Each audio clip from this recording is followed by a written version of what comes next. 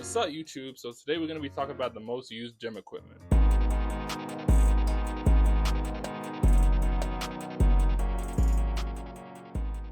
So if you go to the gym a lot, right, there are days within the week where a lot of people are using more of the same machines than other days in the week. For example, Monday, that is almost universal chest day for the people who go on a consistent basis, which makes it really hard to get a hold of a bench during those times. Now, bench isn't the only, well, it's not really a machine, is it? It's more of like a stationary object. Okay, we'll call it equipment. It's not the only equipment that people use when doing like chest workouts and stuff like that. They use multiple different machines and other types of free weights too. But we haven't even gotten into the top 10 or top 5 yet. We're going to be going based on Google and what they have to say. So to start things off, we have the treadmill. This is honestly something that I didn't really think about because I don't really do as much cardio nowadays. I'm more focused on like bulking and getting bigger so that I can have bigger muscles for the bodybuilding competition that I'm going to be going to later in the year. So the treadmill doesn't really see me very often, or really any cardio equipment at that. But anyways, the treadmill is definitely a used gym equipment because a lot of people are trying to lose weight when you go to the gym, and what's one of the first things or easiest things to lose weight? The treadmill. Now the treadmill is used for running in place, and that's pretty much it. I mean, yeah, you can do other stuff, lunges if you really have short legs, I guess, but for the most part it's used for running, walking, jogging, all that type of stuff, just so that you don't have to run around the whole building or run outside. Some people prefer to go outside and like jog. Other people like to just do it inside because it's more convenient instead of, having to go outside. Whether it's a cold day, sunny day, that can affect the stamina that you have while you're running. So a lot of people do like to use a treadmill on the inside, and some gyms that have like a lot of treadmills, Planet Fitness, that's the main one that I know that has a whole lot. I think a lot of starter gyms would have quite a bit of treadmills because the starter gyms don't really focus too much on powerlifting, bodybuilding, or anything like that. They're more so looking out for the public who just want to maintain a healthy lifestyle. So treadmills are definitely going to be there. Next, we have stationary bike. Now, this is another equipment that I don't really use too often, but I did when I was younger. I used the stationary bike just because I like to ride bikes. So a little bit about me is when I grew up, I used to ride up a hill to get to church and to get to school and stuff like that on my bike. And I always used to like love riding up the hill for some reason.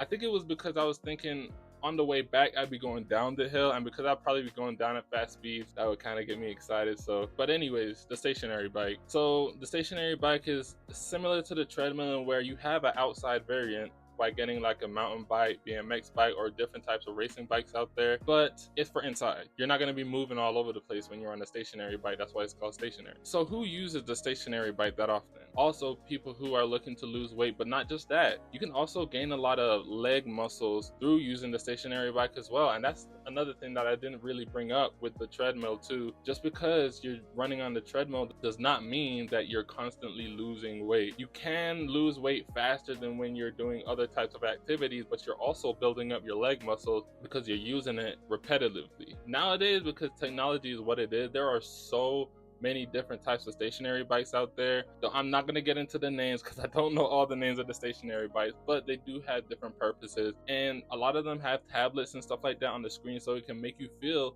like you're having that outside experience and actually like biking on a bike trail or up a mountain on the coast or something like that, just having that outside experience being inside. For me personally, I like riding my bike outside. That's just me. I like the fresh air and stuff like that. And yeah, it definitely helps with breathing, especially in comparison to the air conditioning 24/7. Yeah, I'm more of an outside bike person, but to each their own. And yeah, after we have rowing machine. Now this is kind of a surprise to me because I would not have thought that the rowing machine was so high on this list. So with rowing machine, you're working pretty much your entire upper body because of that constant movement back and forth. As I said, I am kind of surprised because I don't really see too many people using the rowing machine, but I have seen quite a few older people using the rowing machine to just, I guess, maintain that upper body strength, which is pretty good because it doesn't really give you too much of a strain when you're going back and forth, and it really depends on how aggressively you're doing it too. Obviously, the more aggressive you are, the more resistance you're gonna get, and the lighter you go, the lighter the resistance is gonna be. I did used to row a little bit earlier when I started working out, but it's another one of those things where I just didn't really continue to do it after a while because yeah, it's cool, but I wanted to focus more on specific muscle groups themselves instead of the entire upper body. So that's kind of why I switched out of it. As I said, it is really effective for some other people who want to get that upper body strength to begin things or to start things off for sure, yeah. Next one, we have dumbbells. Now, dumbbells is pretty obvious. Everybody uses dumbbells. Well, not everybody. A lot of people who are in calisthenics don't really use free weights and use their own body, which is something that I tried to do for a little bit. And it was effective. It definitely was effective, but I didn't really see the muscle growth that I was really looking for, you know? And that's where weightlifting and calisthenics really separate ways, because you can be a beast in calisthenics and have the most defined abs, the most defined muscles, but the muscle growth might not be as much as if you're weightlifting. You don't have to weightlift to gain muscle. As long as you're eating the right foods, you're going to be gaining muscle regardless. So if you're doing calisthenics, you're still going to be getting bigger as long as you're eating right. That's why it's so important to keep up with your nutrition, because if you're not, here's where the results are not really going to show. It's really important to do that too. Next up, we have resistance bands. Now, resistance bands are really effective and way more effective than I thought it was previously. I used to just stretch using my body and not really thinking about using resistance bands, but it was only recently where I started incorporating that into my warm-up before I get into my heavy lifting. I don't really like to stretch, I'm gonna be completely honest, but I know it really is effective in order to lift more later down the line. So I started using resistance bands, and I'm not gonna lie, it is one of the best things to use if you don't really want to use your body weight to stretch all the time and go in weird positions and stuff like that. Using the resistance bands that don't have too much resistance and are just right for you to stretch is really, really effective. So I think it's good. Other people also use it for different workouts as well,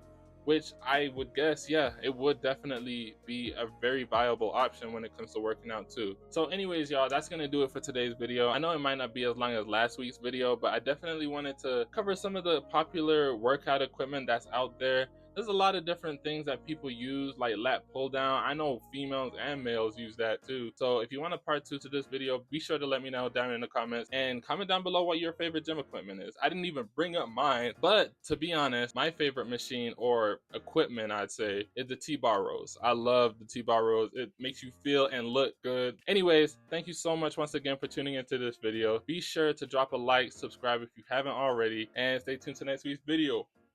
Peace.